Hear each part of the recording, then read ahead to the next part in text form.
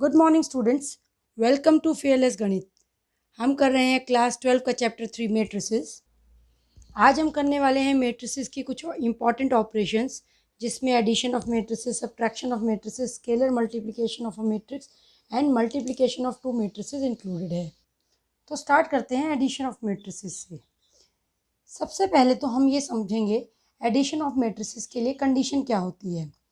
दो मैट्रिक्स जिन्हें हम ऐड करना चाहते हैं उनके ऑर्डर सेम होने चाहिए। जैसे ये एक मैट्रिक्स है 2x3 ऑर्डर की, ये भी एक मैट्रिक्स है 2x3 ऑर्डर की, तो ये दो ऐड हो सकती हैं। अगर इनके ऑर्डर सेम ना हो तो मैट्रिसेस ऐड नहीं हो सकेंगी। फिर हम देखते हैं हम इन्हें ऐड कैसे करेंगे। हम a+b करना चाहते हैं, जब हम इनको ऐड करेंगे तो ये एलिमेंट वाइज ऐड होंगी। मीन्स a11 एलिमेंट जो है वो 1 1 पोजीशन वाले एलिमेंट से ऐड होगा। 3 + 1 1 2 पोजीशन का एलिमेंट 1 2 पोजीशन से ऐड होगा। 5 + 0 1 3 पोजीशन वाला 1 3 से ऐड होगा। इसी तरह से नीचे की लाइन, तो ये हमारा क्या बन गया 1 + 3 4 5 + 0 5 1 - 1 0 4 + 3 7 2 + 2 4 एंड 1 + 4 5। ये हमारा मैट्रिक्स बन गया। इस मैट्रिक्स को हम कहेंगे सम ऑफ ए एंड बी। ये तो था सम। अगर हम इन्हें सब्ट्रैक्ट करना चाहें तो हम लिखेंगे a - b। और जैसे हमने एलिमेंट वाइज एडिशन की है, बिल्कुल उसी तरह से एलिमेंट वाइज सब्ट्रैक्शन हो जाएगी। 3 - 1 2 5 - 0 5 1 - -1 2 4 - 3 1 2 - 2 0 एंड 1 - 4 -3। तो दोनों ही केसेस में हमने ये देखा, जो एलिमेंट जिस पोजीशन पे था उसी पोजीशन वाले एलिमेंट से वो ऐड या सब्ट्रैक्ट हो रहा है। तो जो रिजल्टेंट मैट्रिक्स आई है उसका ऑर्डर भी वही है जो हमारी इनिशियल मैट्रिसेस का था। जो हमारी इनपुट मैट्रिसेस थी जिनमें हमने ऐड किया था, वही हमारे रिजल्ट मैट्रिक्स का भी ऑर्डर है। तो जो ऑर्डर हमारा ए एंड बी का था वही हमारे सम का है। जो हमारे यहाँ डिफरेंस में निकाला है हमने, जो ऑर्डर ए एंड बी का था वही ऑर्डर हमारी डिफरेंस मैट्रिक्स का है। तो हमारे लिए सबसे इम्पॉर्टेंट बात एडिशन में ये है, मैट्रिसेस जिनका ऑर्डर सेम होगा सिर्फ वही ऐड हो सकती हैं, और उनका जो रिज़ल्ट आएगा, जो सम आएगा, उसका ऑर्डर भी वही होगा। और अगर हमारी मैट्रिसेस का ऑर्डर सेम ना हो तो वो कभी भी ऐड नहीं हो सकेंगी। अब बात करते हैं प्रॉपर्टीज़ की। सो a + b = b + a होगा, क्योंकि जब आप ऊपर ऐड या सब्ट्रैक्ट कर रहे थे तो यहाँ अगर आप b को पहले और a को बाद में लिखते हैं तो भी हमारे इस सम पे कोई इफेक्ट नहीं पड़ेगा। सो हमारा a + b और b + a का रिजल्ट सेम होगा।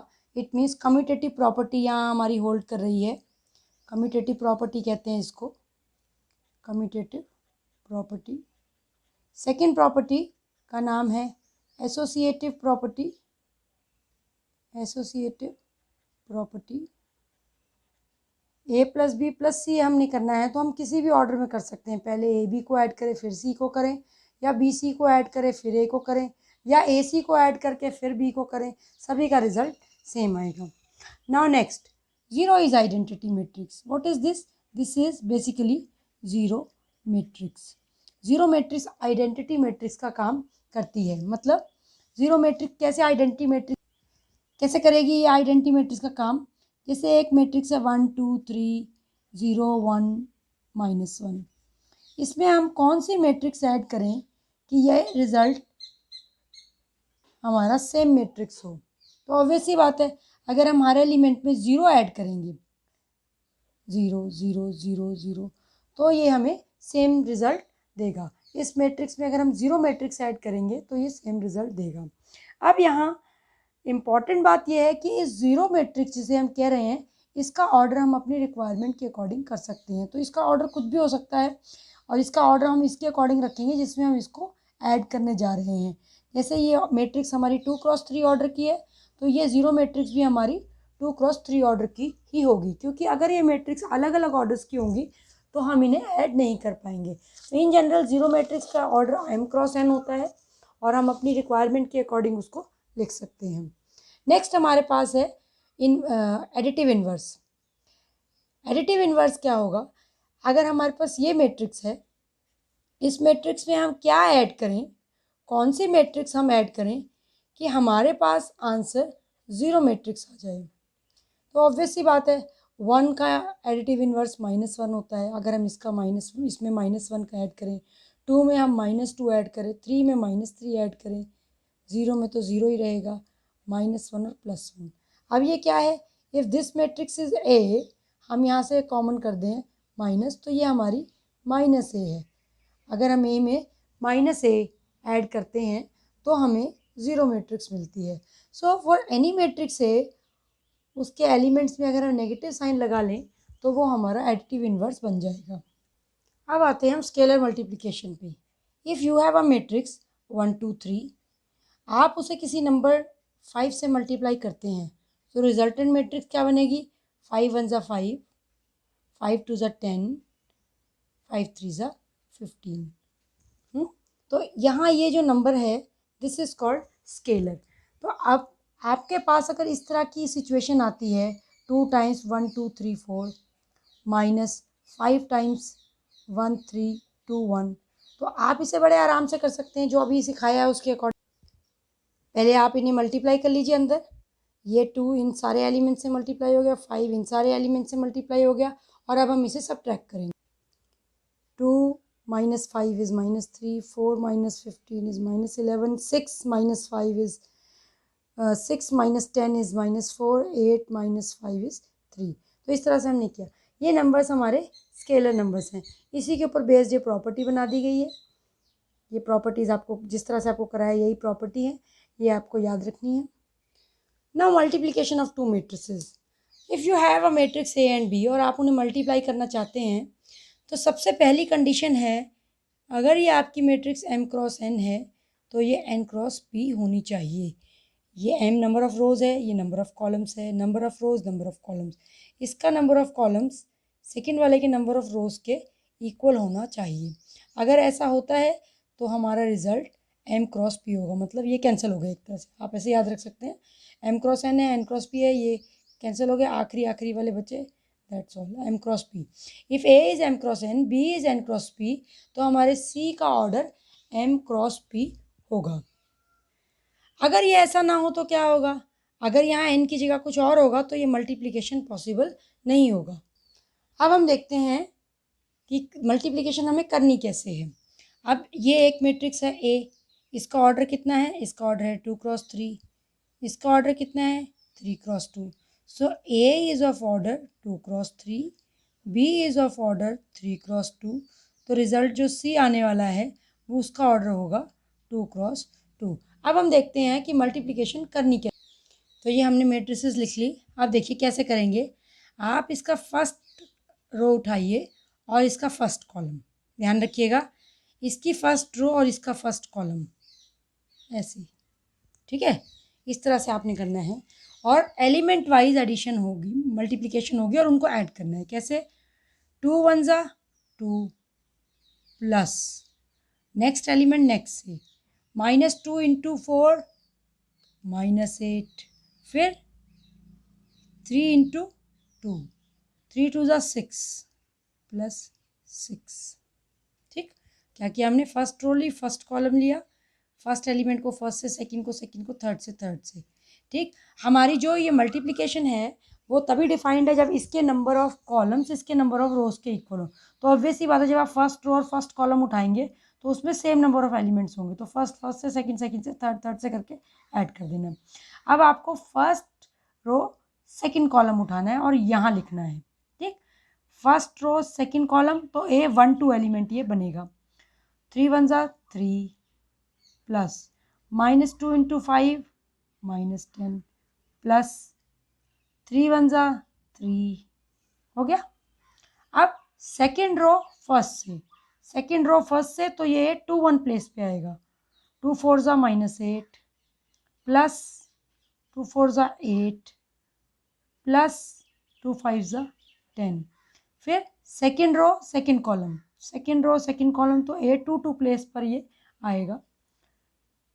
4 3 ज़ा 12 -12, 5 2 ज़ा 10 प्लस 10, 5 1 ज़ा 5 +5।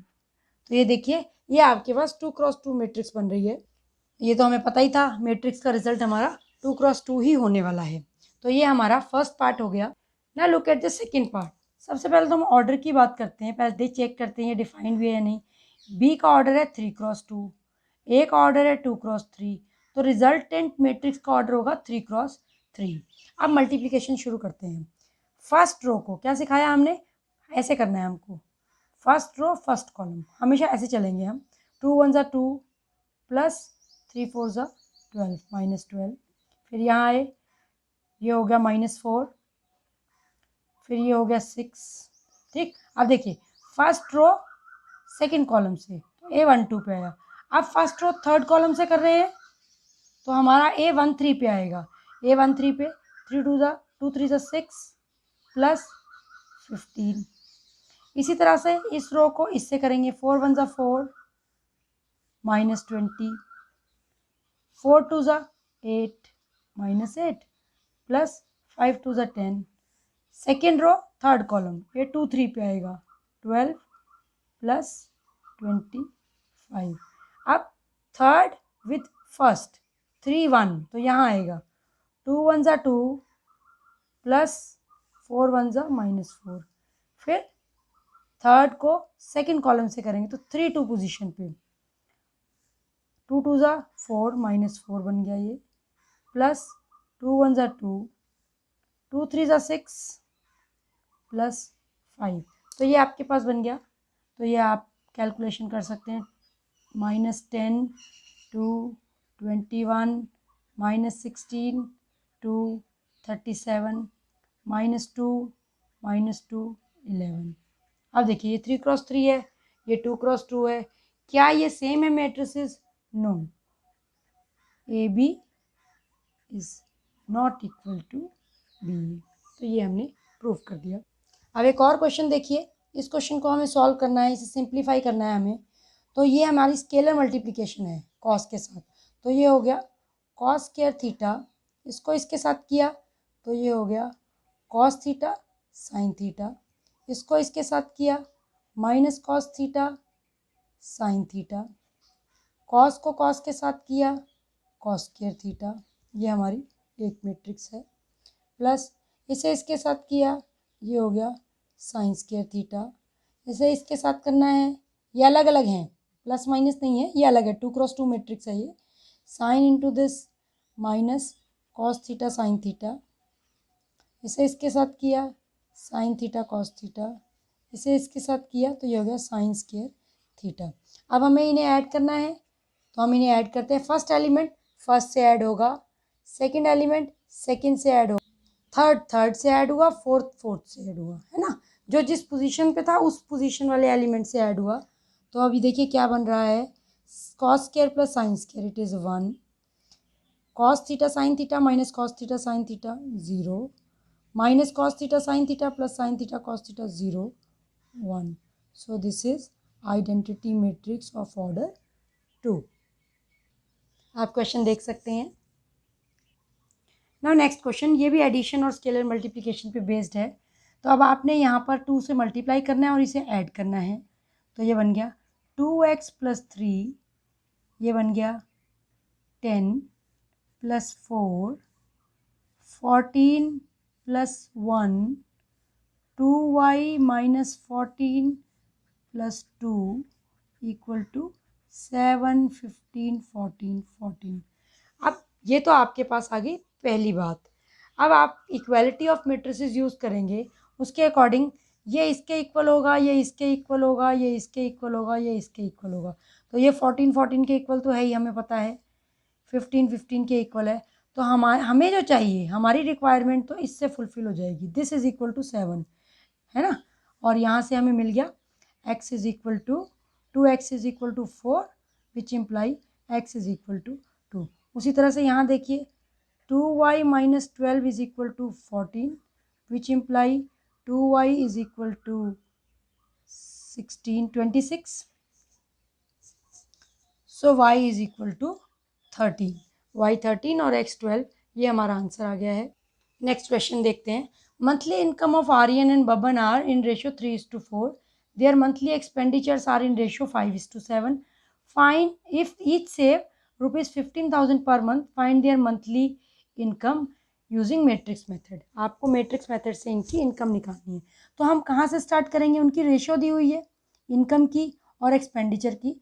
तो हम आर्यन की इनकम ले लेते हैं 3x, बबन की इनकम ले लेंगे 4x. दोनों में x तो सेम रहेगा, दोनों का कांस्टेंट सेम रहेगा. इसी तरह से एक्सपेंडिचर में इसे 5y और इसे 7y ले लेते. तो ये हमने कर लिया. अब क्या कह रहे हैं? मंथली सेविंग उनकी है 15,000, है ना. ये भी 15,000 सेव करता है और बबन भी 15,000 सेव करता है. तो हमारी इक्वेशन क्या बनेगी? Income minus expenditure is equal to saving. Income minus expenditure is equal to saving. ठीक. तो आपकी इनकम क्या है? 3x. एक्सपेंडिचर क्या है? 5y. y लिखना है यहाँ. और इसमें इनकम है इसकी 4x माइनस 7y. ये हमने मैट्रिक्स फॉर्म में लिखी. ये कितने के इक्वल है? 15,000 के. ये कितने के इक्वल है? 15,000 के. तो दोनों 15,000 के इक्वल हैं. तो ये हमारी मैट्रिक्स फॉर्म आ गई. आप चाहें तो इसको इस तरह से भी लिख सकते हैं. ये 3 4x और ये 5 7y. इस तरह से भी आप इसको लिख सकते हैं. और यहाँ तक आप पहुँचेंगे, यहाँ आप इसे इक्वेट करेंगे. This element is equal to this and this element is equal to this element. अब आता है इसको सॉल्व करने का. तो हम इसको 4 से मल्टीप्लाई कर देते हैं, है ना.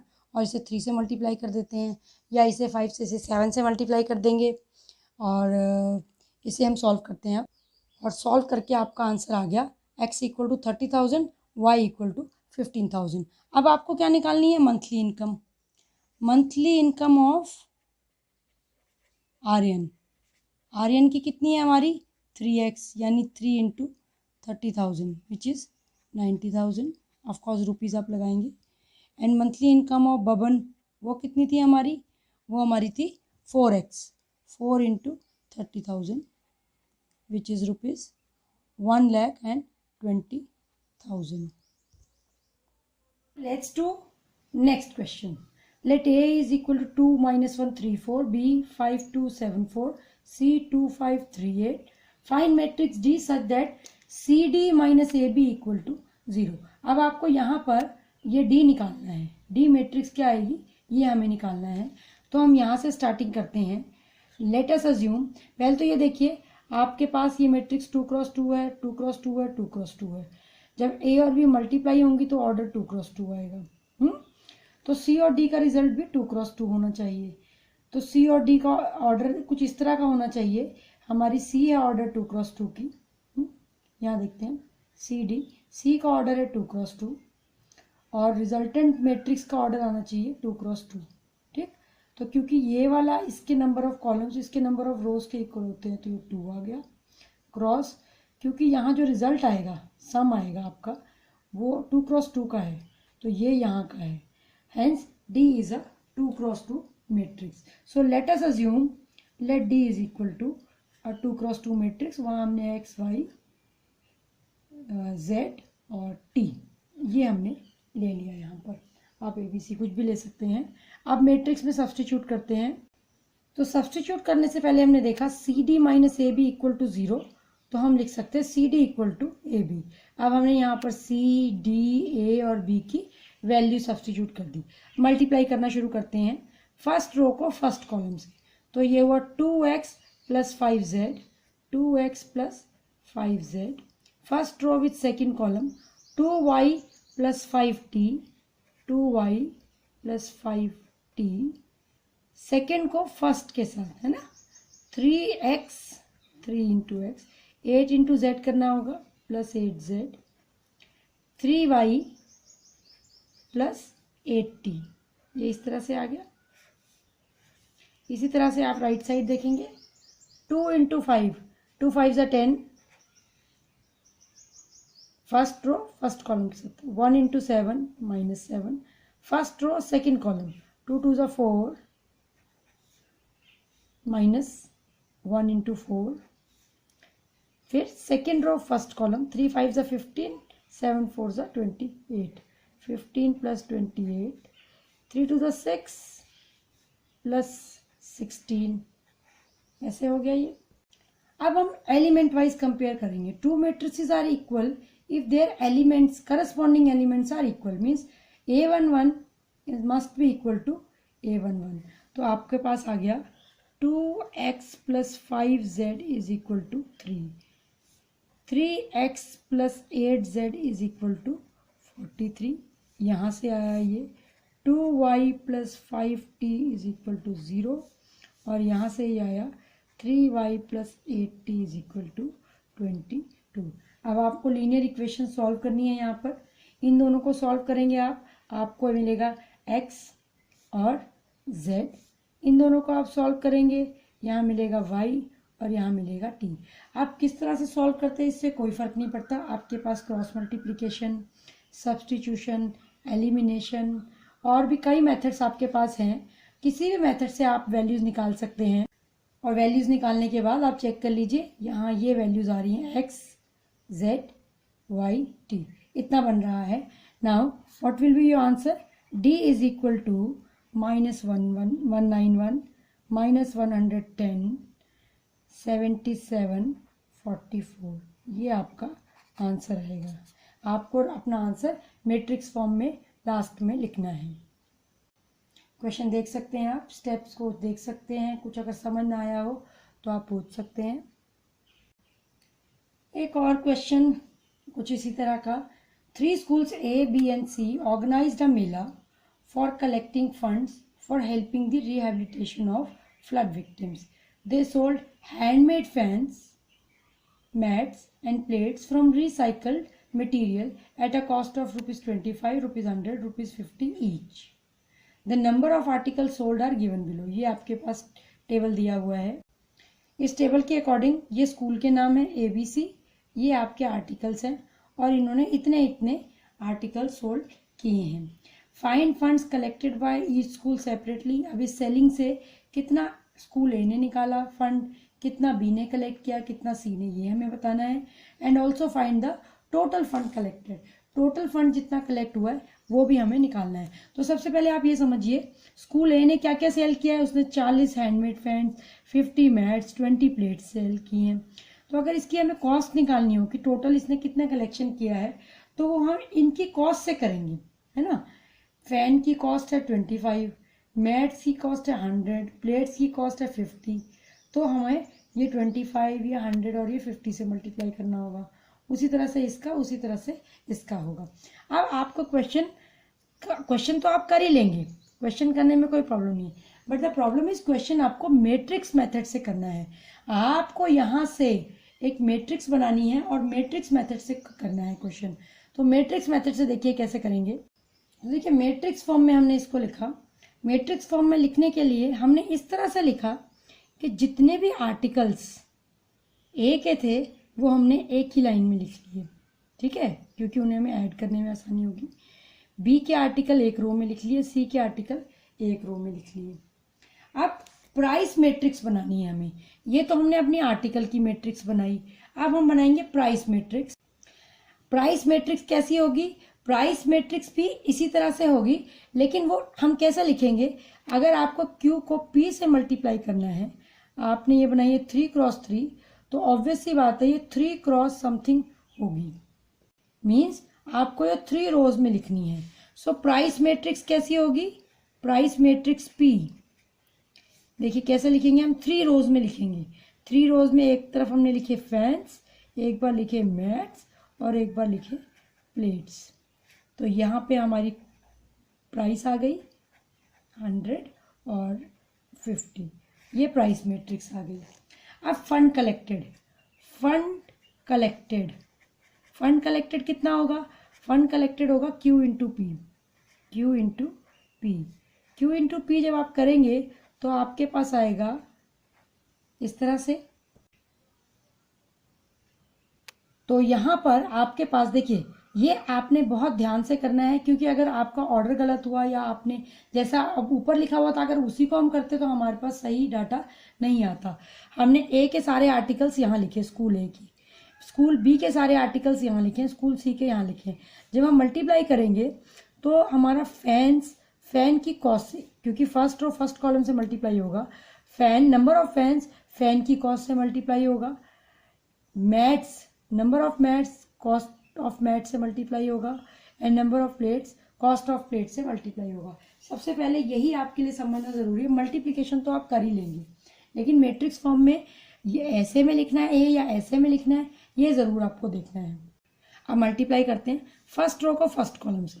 40 इंटू 25, 40 इंटू 25 ये हो गया 1000, प्लस 50 इंटू 100 ये हो गया 10,000, ये 50 इंटू 100 ये हो गया 5000, ये 1000 ही होगा। फिर है 20 इंटू 50 वो हो गया 1000। तो ये मल्टीप्लिकेशन तो आप कर ही लेंगे। अब ये टोटल देख लेते हैं। ये आ गया 7000, ये आ गया हमारा 6125 और ये आ गया 7875। अब क्योंकि आपने इस तरह से लिखा था, ये स्कूल ए का है, ये बी का है, ये सी का है, याद है आपको, है ना? आपने ऐसे लिखा था ना, आप चाहे तो साथ में लिख भी सकते हैं, ये स्कूल ए का, ये स्कूल बी का, ये school. Now fund collected by A 7000, fund collected by B 6125, fund collected by C 7875। तो ये तीनों हो गए। Now total fund collected, total fund collected कितना होगा? Sum of all these. तो इन सब का हम टोटल कर देते हैं, 0 0 0 1 2, सो रुपीज़ 21,000। तो ये हो गया आपका क्वेश्चन। तो आज आपने किया addition of matrices and multiplication of matrices, जो कि आपको पूरी अच्छी तरह समझ आ गया है। अब आपने नीचे लिंक में दी हुई असाइनमेंट डाउनलोड करनी है और सॉल्व करके देखनी है। आपको आज की क्लास कैसी लगी कमेंट बॉक्स में कमेंट करके बताएं। अगर पसंद आई हो तो वीडियो को लाइक ज़रूर करें, चैनल को सब्सक्राइब करें